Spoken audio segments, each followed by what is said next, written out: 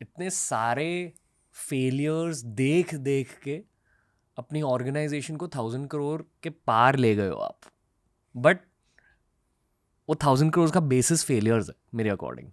ये मैं आपकी कहानी जानता हूँ, आज दुनिया जानेगी। मैंने थिंक स्कूल पर आपका बिजनेस पॉडकास्ट देखा था।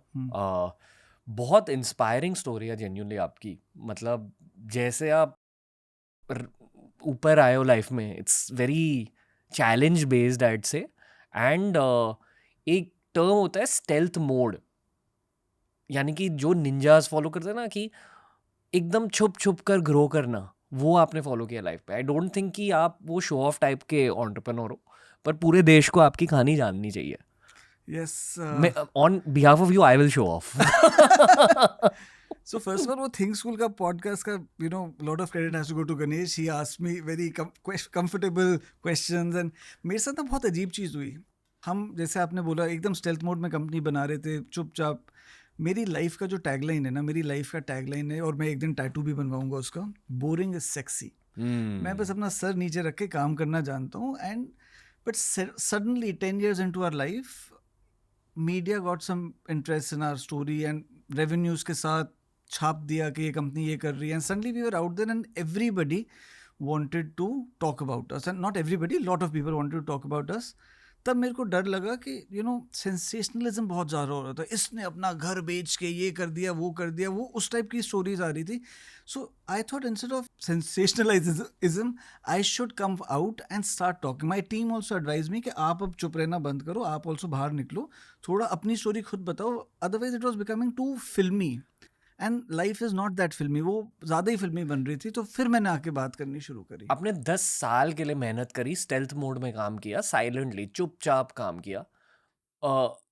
क्यों ऐसे? मतलब why didn't you come out publicly and never speak? क्योंकि कंपनी को बहुत तगड़ी ग्रोथ मिल रही थी। बस एक सवाल पूछूंगा आपसे कि 1,000 करोड़ पर ईयर वाली फीलिंग कैसे रहती है किसी के दिल के लिए? वेरी ऑनेस्ट आंसर, कोई फ़र्क नहीं पड़ता। थोड़ी सी खुशी होती है कि यार हमने एक मंथली माइलस्टोन अचीव कर लिया। एक ऑफिस में पार्टी होती है, चाहे वो कोई भी माइलस्टोन हो। मेरा सबसे आई रिमेंबर एक बड़ी दिल में खुशी हुई थी, बहुत साल पहले की बात कर रहा हूँ, 30 करोड़ मंथ। मेरे को पता क्या लगा था, रोज़ काम पे हम इतने सारे लोग मिलके काम कर रहे हैं, 1 करोड़ दिन की सेल कर रहे हैं, वो मेरे लिए बहुत ही बड़ा माइलस्टोन था।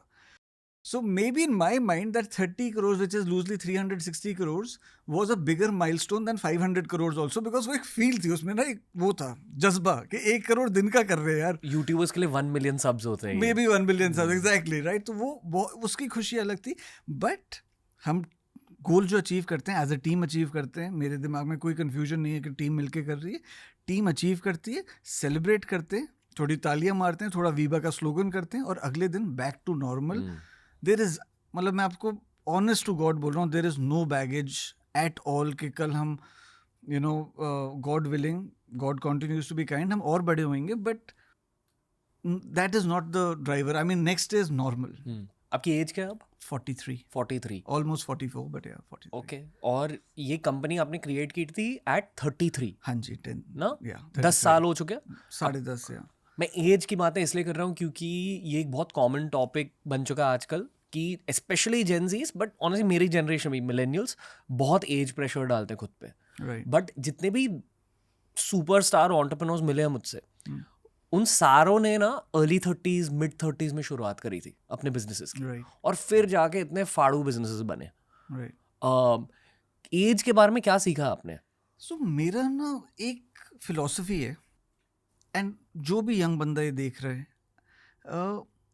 आपको जो भी बिजनेस आइडिया आता है लाइफ में, कुछ भी आइडिया है, वो आता है अपने लाइफ के एक्सपीरियंसेस से।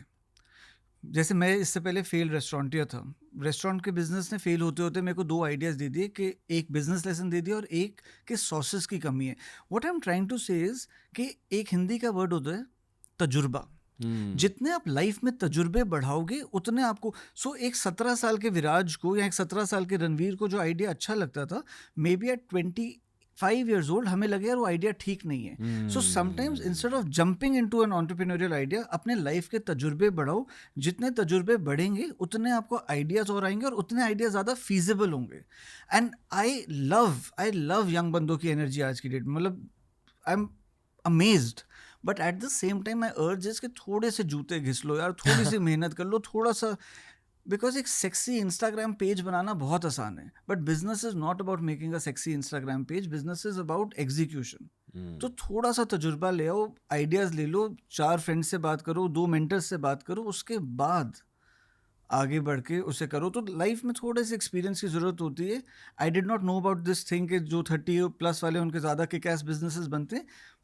मैं तो खैर फेल ही हो गया, तो उससे पहले तो मैं क्या बोलूँ. बट द पॉइंट इज़ के तजुर्बे की वेट करो, let the idea come to. And जो भी स्टार्टअप स्टार्ट कर रहे हैं, टू स्टार्टअप मेरे को स्टार्टअप करना है, वो तो पॉलिसी खराब है. Because it will boil you, test you, it will do everything to you. So please be passionate about the लक्ष्य, not the startup. If you're passionate about something, तो आप कर लोगे काम. बेसिकली ये कह रहे हो कि घिसाई करो, थोड़ी सी तो करो, मतलब थोड़ी सी. ओके. You know? एंड घिसाई से ही बहुत कुछ सीख लोगे. Exactly. आज के ज़माने में शायद execution is the biggest MBA. Absolutely. No? Absolutely. Okay, very interesting. मतलब सच बताओ तो मैंने MBA किया नहीं, तो I am not qualified to answer that question. But execution is everything. ना मेरे बाल ये ग्रे नहीं था, ना मैं गंजा था, जब तक हम डिस्ट्रीब्यूशन में नहीं घुसे. वो डिस्ट्रीब्यूशन ने एग्जीक्यूशन सिखाई, एग्जीक्यूशन ने स्ट्रेस दिया, और उससे खुश हो. पर अब बहुत खुश हूँ. I mean God is so kind. I mean बहुत ज़्यादा खुश हूँ.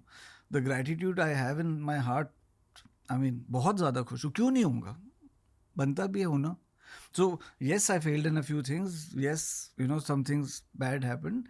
But the sum of all parts is what I am here right now. So I would not change anything in my past, because that might change where I am today. तो I am very clear कि जहाँ हूँ बहुत खुश हूँ और बहुत thankful हूँ. और कंज्यूमर ने इतना प्यार दिया है, इतना प्यार दिया है.